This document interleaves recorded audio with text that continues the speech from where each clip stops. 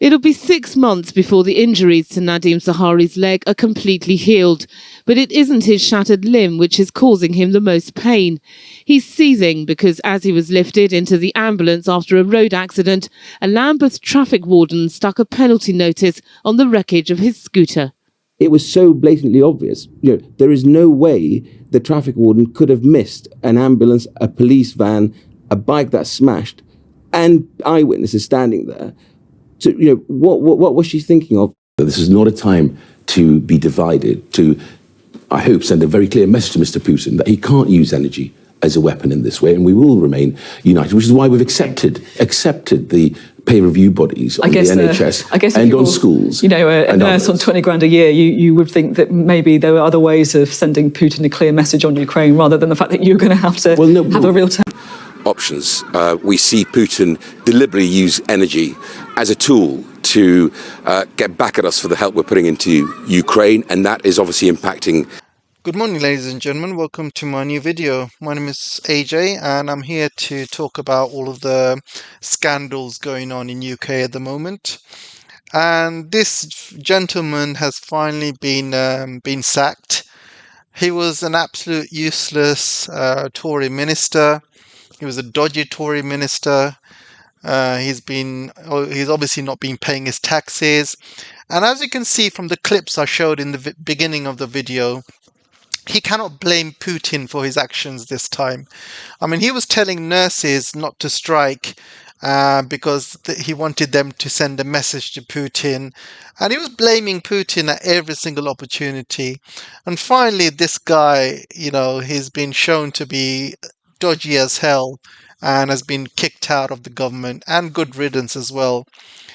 But this guy is in a long line of dodgy Tories that have been sacked throughout the last few years, even when Boris was there. I mean, Boris was the dodgiest of them all. Then you got Dodgy Sunak as well. And everybody remembers what happened to Matt Hancock. And then you had Tory ministers who were looking at porn during the Parliament.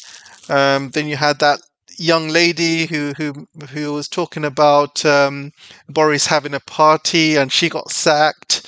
And then, there's a long line of Tories just getting sacked left, right and centre.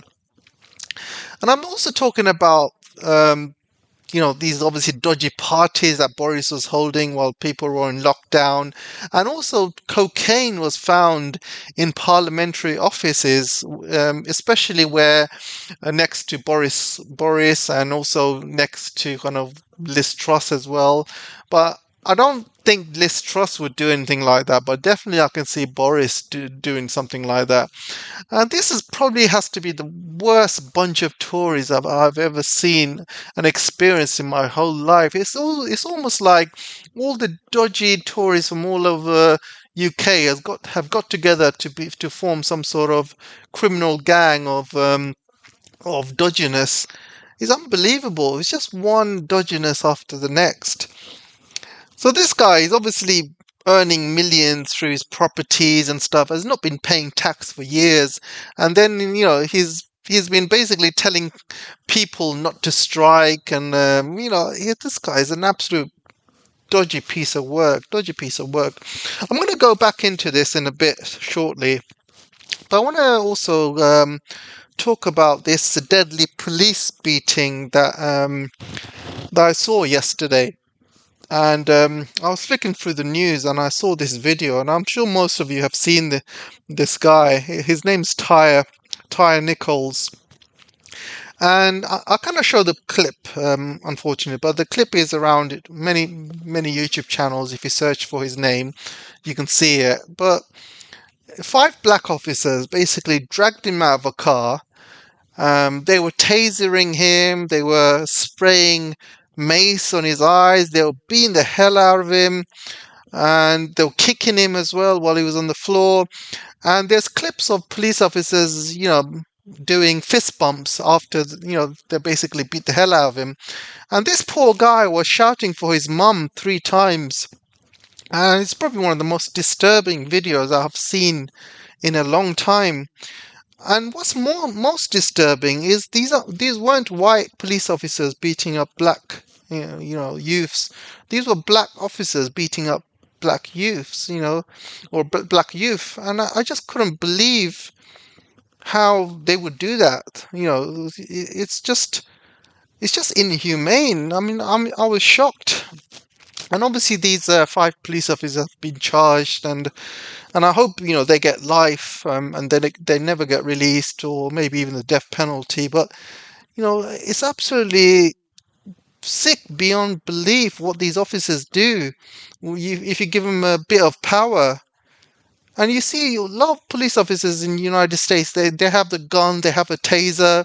So it's quite easily, you feel like you've got a lot of power, right? You've got a gun, you've got a taser, you've got other weapons, you've got your mates backing you, and you feel like you can get away with doing anything. And seriously, what the hell is going on in the United States where it comes to police officers beating the crap out of just young black youths? And this black youth, he's a really good-looking guy. I've seen his pictures. He's a very good-looking guy. He had a long career ahead of him, and he looked like a successful guy, and he just got beaten up and killed for no reason whatsoever. And they still haven't given a reason why they stopped him.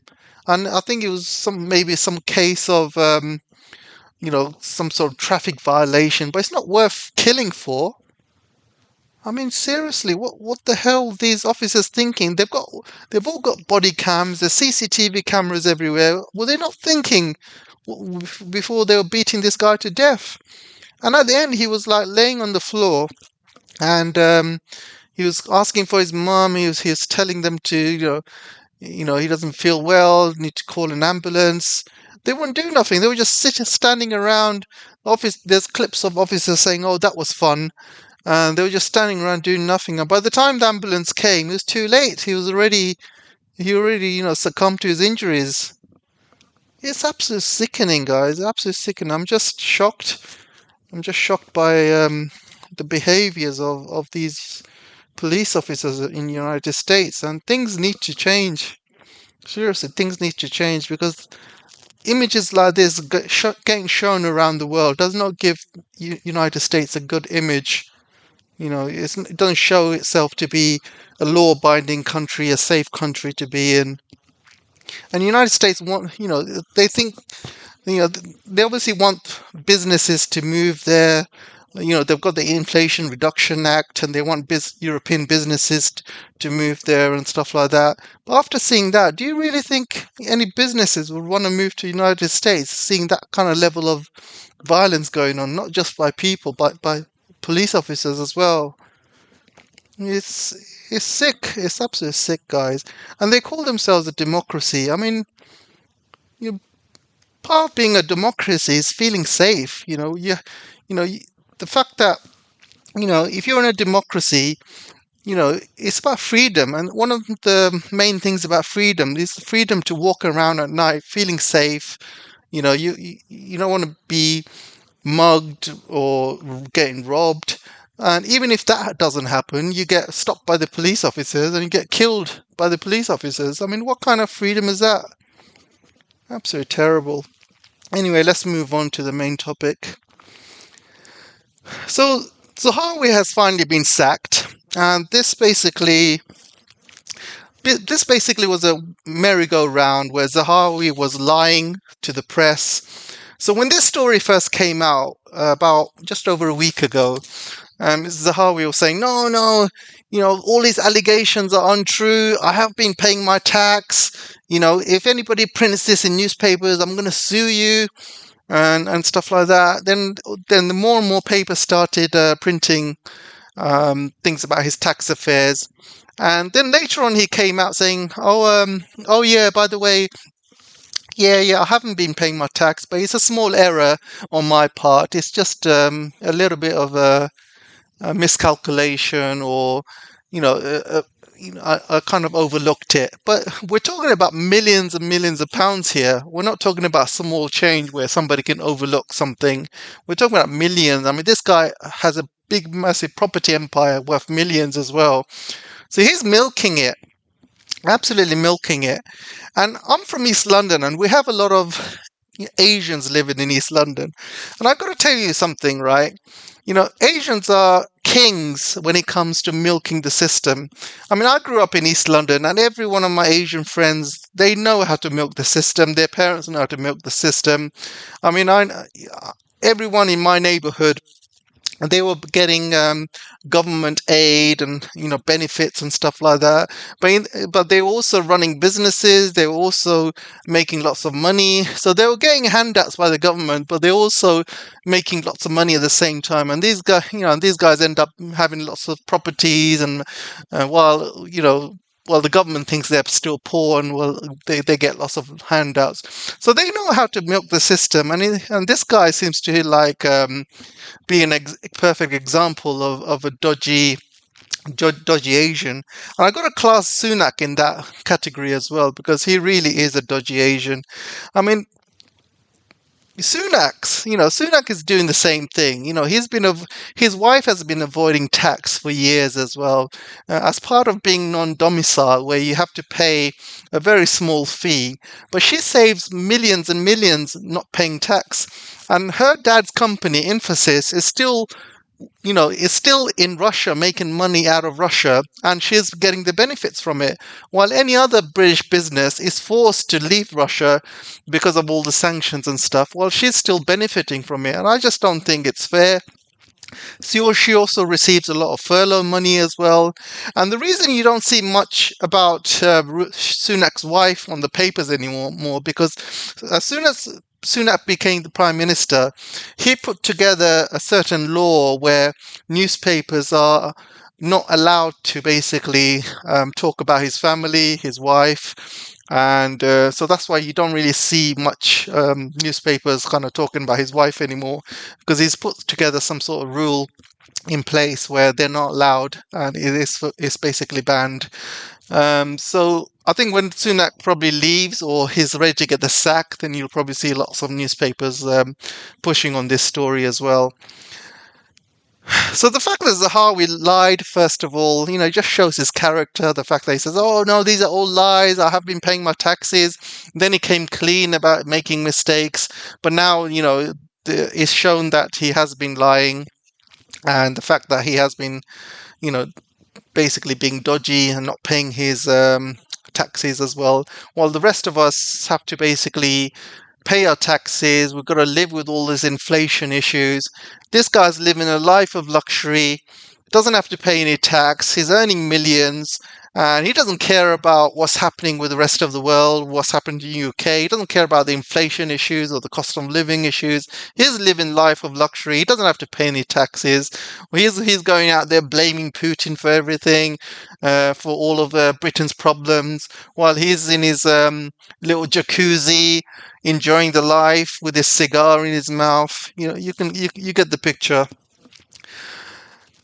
So, like, Rishi Sunak is also not out of the hook yet. End of the day, I believe Sunak probably knew about this, and again, he was very, very late to react. He only sacked him when the pressure got really really hard. Same as Boris. When the pressure got to him, he has to sack certain people as well, like close to him, people like Matt Hancock. Same thing's happening with Sunak. It's just showing that he's weak. Sunak, and a lot of papers are saying that he is very, very weak. He doesn't really have a spine, and that's exactly what Sunak is like. And this is exactly why he's in power. He's easily influenced. So Sunak is not even out the woods yet, and recently there was a video of him on his TikTok or something. Was it TikTok or Instagram he posted? And basically he's up north somewhere, and he's talking in front of his phone, and he uploaded it, and he wasn't wearing any seatbelts. And so what the police did, they fined Rishi Sunak, and obviously this fine is not going to really cause much of an impact to Rishi Sunak, because he's a millionaire, and the fine's probably like £100 or something. To somebody working class, £100 it goes a long way, but for somebody like Sunak, it doesn't. But the fact is, the fact is he's going around thinking he's above the law. He doesn't have to wear the seatbelt. He can do whatever the hell he wants. A bit like Boris. Boris thought he was above the law as well. While everyone was having lockdowns, he thought he can have parties and get-togethers. You can see him mingling in the G7 and, forget about all the other people that have to follow the rules and go for quarantines and stuff like that. None of that for Boris. And it's the same with Sunak as well. He feels that he's prime minister now and he can get away with doing whatever the hell he wants. So the fact that the police have fined him, you've got to respect the police for that. But this fine is not really going to go far, to be honest, because, again, it's very, very small change for somebody like Sunak. So Boris Johnson went to Ukraine, and people are asking the question, why the hell is he in Ukraine? Because he's not the prime minister anymore. And who's paying for the expenses? Well, guess what? Taxpayers are paying for it. So the taxpayers are still paying for Boris's trip to Ukraine. Even though Boris makes a lot of money, like $1 million, or I think it's over $1 million per year or something, maybe more. He cannot afford his own plane ticket. He has to get money from the taxpayers to go all the way to Ukraine. Nobody knows what he's been talking to Zelensky about, but my guess is he's probably telling Zelensky, these guys, Rishi Sunak, Liz Truss, who are in power, they're very incompetent, and soon I'm going to be back in power in the Tories again. I'm going to wait until Rishi Sunak fails, and I'm going to be back to being prime minister. They're going to be begging me to come back. I'm the only guy with any power out there. That's what he's probably going to be saying to Zelensky, and he's going to say to Zelensky, don't worry, when I'm back in power, I'll back you up, bro. You got this. And then he's also sending secret messages from Biden and NATO as well, probably, because he's the kind of messenger. He went to see Zelensky and he aborted that peace deal way back in April last year, and he's probably doing some similar things right now, and he's probably getting paid by the military industrial complex for this job. So Boris is obviously doing his master's bidding for the neocons, even though he's not in power. But he probably still thinks he's going to come back in power because Sunak's doing a terrible job, and so did Liz Truss as well. And if Sunak fails, there's no doubt that they're going to ask Boris to come back. Well, that's why he feels anyway. So Boris is not even out from all of these scandals, really. When Boris was in power, he got like an 800,000 loan. He also redid his apartment with expenses, and he's been doing a lot of dodgy stuff, this guy, when he was prime minister. And I mean, it's almost inconceivable how he got away with it and why there's nobody doing any investigations on him, because this guy is probably the king dodgiest of them all, and I just can't believe he gets away with all this crap. And yeah, all these newspapers are kind of talking about it, but like today it's kind of quiet back again. The pressure's back on Sunak. So Boris again has got away with it. He can pretty much do whatever the hell he wants, and the British media will probably just cover it for one day and ignore it the next, because he's still loved by the British media here. But Sunak has been getting a lot of heat from the media last few days. So again, Boris pretty much gets away with wherever he wants. So all the heat is still on Sunak. So in terms of Britain, so they're saying that the inflation is falling, but but the funny thing is the prices are still rising, and even the BBC has picked this up. So they're saying, why is the inflation falling but the price is still rising? Because Britain is run by a bunch of idiots, and most people in Britain don't have a clue, absolutely don't have a clue. I mean, I want to show you something here. This is the natural gas prices, and you can see the natural gas prices has fallen back to it's very low level, back to its pre-war levels, and you can see around February, March it started rising and went down a bit in around July. Then it started rising in September, and now you can see it's back to its lowest levels. But even though the natural gas prices have gone down, everyone's electricity bills are still the same. It's crazy. So if the gas prices have gone down, shouldn't people's bills go down as well? But no, that's not the case. People's bills are still high. Prices are still high in supermarkets. Oil prices, considering how it was once when it was about $120, right now it's about just over $80. And again, oil prices not as great as it once was, but again, it's still low compared to what it was last year, and they can't really use all of these issues as an excuse anymore. So all these prices just goes to show are here to stay. All these inflation prices, your electricity bills, food prices, rent, everything is basically gonna stay as it is, because inflation, even if inflation falls, these prices are not going to fall with it. They're going to pretty much stay. Even though gas prices have fallen, your bills are still going to be the same. So there's no real respite for Britons at the moment, and people just don't have a clue what's going on. They're just not really switched on. We have Love Island back on again on the TV screens, and every time I open social media, I see a bunch of Love Island articles, and newspaper articles have Love Island on the front of the papers. And this is their way of basically trying to divert the attention away from the government's schemes and government's mistakes and inflation and Britain's economy. Put a bit of Love Island, get people, away from what's really happening in life, and put a bit of heat on Zahawi, put a bit of heat on Sunak, and don't worry, we'll all be fine. That's the British attitude here. So, other bad news, British car production falls to the lowest level since the 50s. So, a few decades ago, Britain was producing around 2 million cars per day, but now it's fallen to around 775,000 cars. And that's down 9.8% from 859,575 made the previous year. So, year on year, it's going down further and further.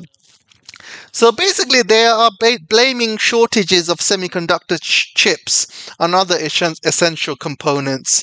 I mean, don't give me that crap, guys. Don't give me that crappy shortages of semiconductor chips. I mean, look at China. China's car production's going up.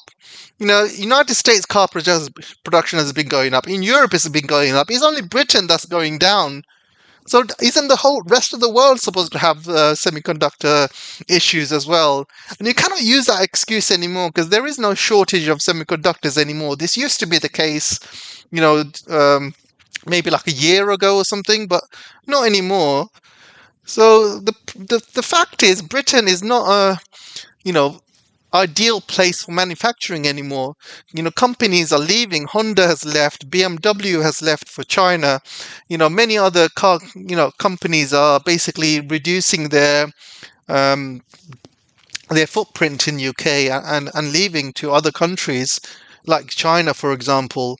And the fact of the matter is, because of Brexit, because of Britain's fall in economy, it's not really a good business sense to set up shop here anymore. It's not good business sense to have any good investment in UK anymore.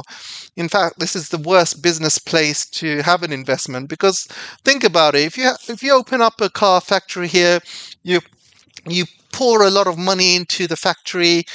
Where are you going to sell it to? I mean, because of Brexit, you can't even sell it to Europe anymore. You have to, follow loads of red tape. So it's not free market in Europe. So where are you going to sell it? Are you going to send it across the pond to the United States? They've got a huge market to themselves. Are you going to send it to Asia, where you're going to compete with Chinese cars and Japanese cars? I don't think so. So the fact of the matter is, year on year, British car production is going to be going down and down and down. So further bad news, There was a collapse of electric car battery maker British Volt.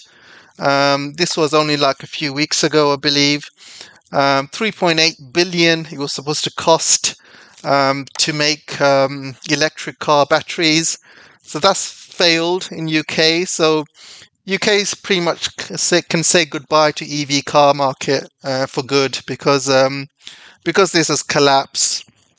Nobody else is going to come in and take over, because why should they? I mean, there's not really much of a market here in UK. UK doesn't have any even infrastructure for car chargers.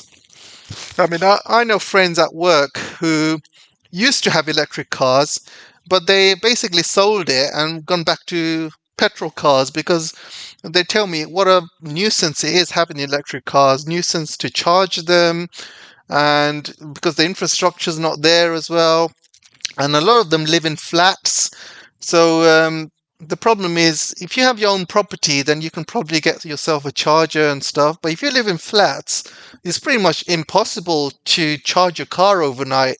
And it's really difficult, especially if you live in London. And London is full of flats and things like that. It's really difficult for people who live in London to have electric cars. And you can pretty much see, UK really falling behind in the EV car market, and this is going to be taken over by Chinese EVs and also like Tesla as well, and other EV companies. So that's all I wanted to say, guys. Hope you enjoyed the show. I'll try and see you in the next one. I don't know where that's going to be, probably a few days from now. And if you can support the channel, don't forget to like, share, subscribe. And if you can support me on Patreon and Locals, you'll help me do more videos and go full time. So thanks a lot, and I'll see you guys soon. Bye bye.